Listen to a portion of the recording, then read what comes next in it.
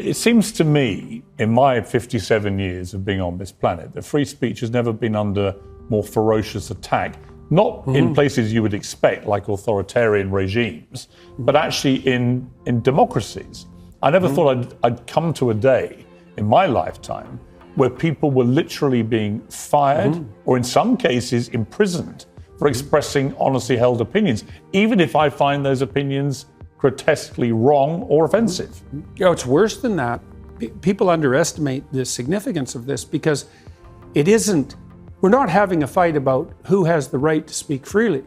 That's nothing. That's a peripheral problem, even though that can be serious in and of itself.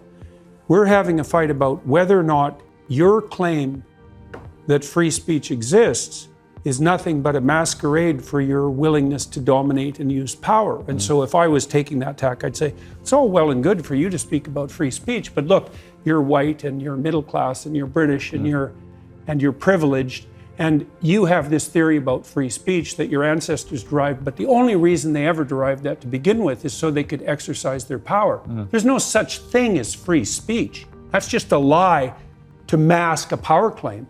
And that's a way worse cynical criticism of the notion of free speech than you can't speak because I don't agree with it. I mean, it's a form of fascism, isn't it? I mean, these people... It's worse than that. The ultra woke brigade out there, they categorize themselves as liberals, but there's nothing liberal about that mentality.